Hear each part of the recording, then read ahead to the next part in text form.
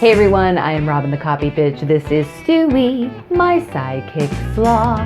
And today in Copyland, we are going to talk about how to write a great website bio.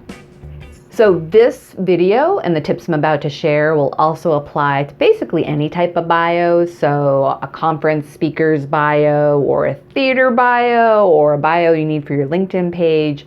What I'm about to tell you will apply to those bios, but specifically let's talk about website bios, shall we?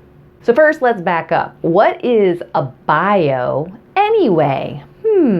Bio is short for biography, and it's exactly how it sounds. It tells the story about a person, but short.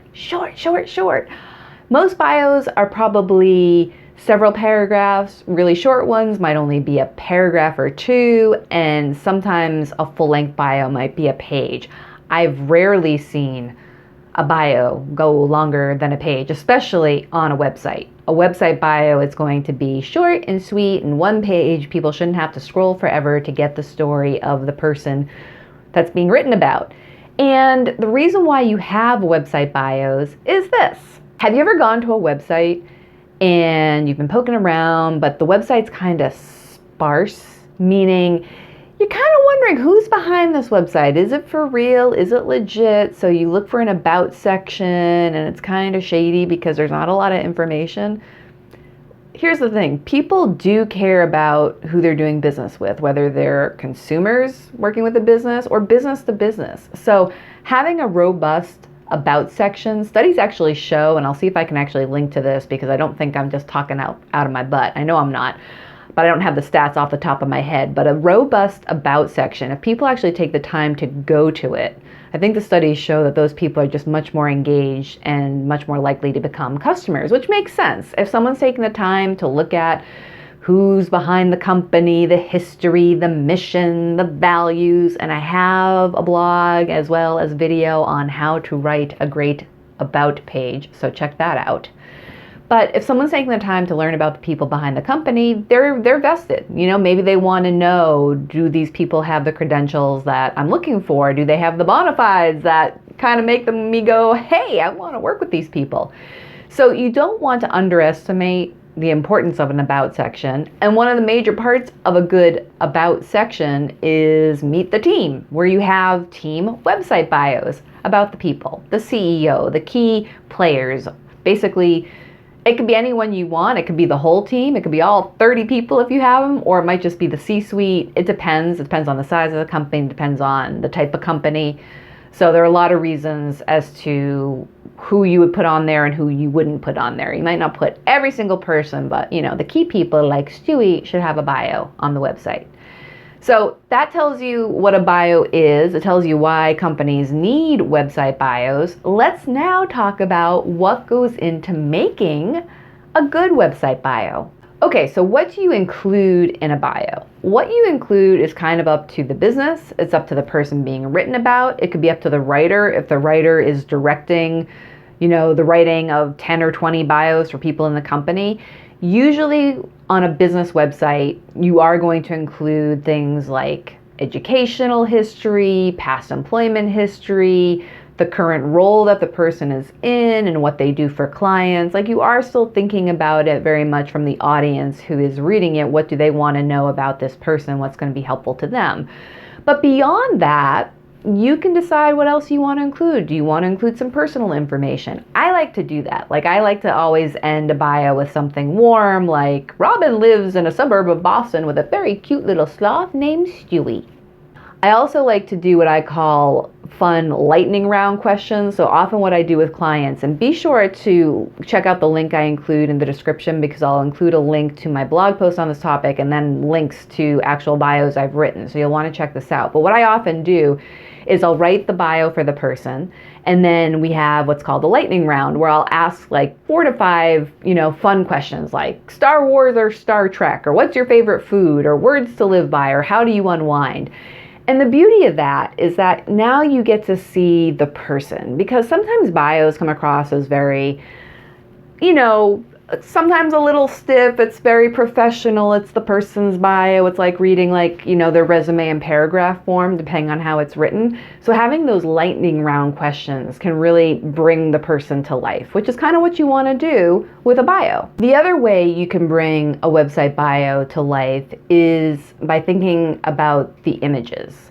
So usually a professional headshot goes along with the bio, but you're not limited to that. You could actually have some candid shots of the person, rock climbing or playing pickleball or cooking or whatever it is. I love including candid shots of the people, of the subjects I'm writing about, because again, it brings the person, the humanity to the forefront rather than just, a list of accolades or education or past employment. So I like to do that combo approach when I do bios for my clients, but your mileage will vary. It does depend on the business, and other people might have a different approach, which is perfectly okay.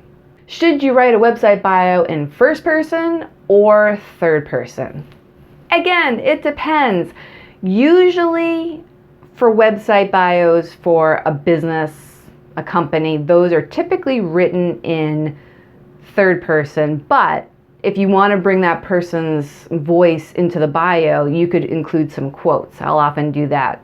So I might have, a 6 to 8 paragraph bio on the person, but then I have some quotes interspersed so you kind of get a flavor for their voice.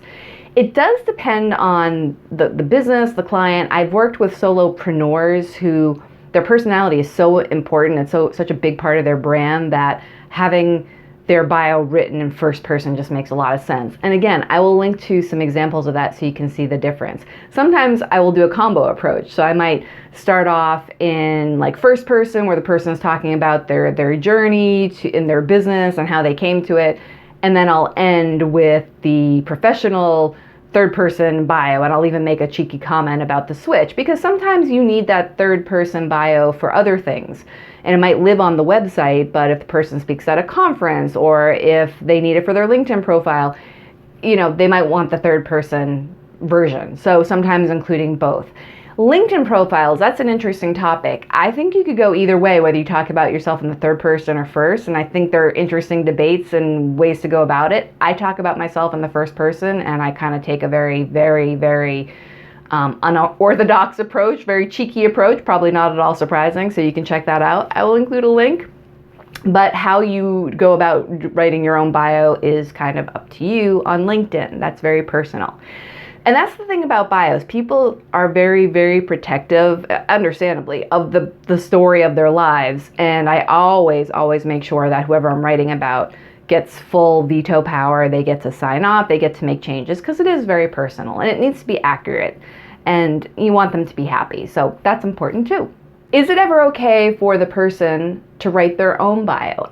I say yes. So I always give people the option, if you want to take a stab at writing the bio, go for it. And then I will always then review it and wordsmith it and just make sure it's on brand for the business, if there's something else I need to add. But because it's so personal, if someone feels that strongly that they want to write their own bio, I have no problem with that, and I try to respect that. And then I just make sure it's consistent with the brand we're writing for and that it fits the format with all the other bios on the website. But I'm okay with that. Other people might have different opinions on that, and again, that's okay.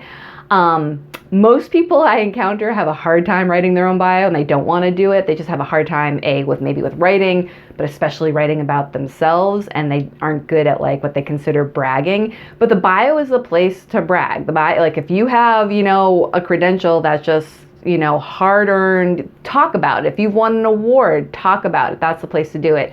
And when you write that in third person, it can be a little bit softer. It doesn't sound so braggy. So that's another reason why you might want to consider writing in third person rather than first.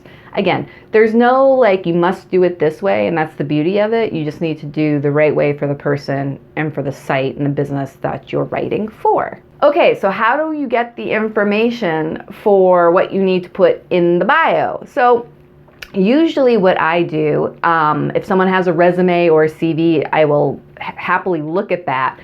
But I will often give the person I'm writing about what I call a bio input form. And again, check out my link to my blog post, because I'm actually going to give it to you free, and you can use it, copy paste it, customize it for your needs. And what it does, it's a series of questions that kind of hits everything I need to know in order to write a good basic website bio. And I say good basic because, you know, it covers the things that the client cares about, like, you know, the person's credentials, their past employment, their current role with the business, and then it brings in some of the personality, and I include my lightning round questions, and I also include directions about headshots and candid shots. So make sure you check that out, because that's what I use to collect the info for the people I write bios for. And again, it's my starting point. I can always customize it further depending on the business and the client. Maybe I have to ask certain types of questions in addition to the basic questions I ask because of a requirement they have. But it's my starting point, and I'm making it available to you so that you can use it if you need it. And there you have it, how to write a great website bio. Hopefully these tips were helpful. Make sure you check out the blog post. Could I possibly remind them any more than that? No, I don't think so. And if you have questions, of course, leave them in the comments. I am Robin, the Copy Bitch. I love answering questions, and if you have them, please ask, and we'll possibly make a video about it. If you liked this video and if you found it helpful, give us a thumbs up, because that helps us out. And once again, I'm Robin, the Copy Bitch. This is Stewie, my sidekick sloth, and we will see you next time. Bye!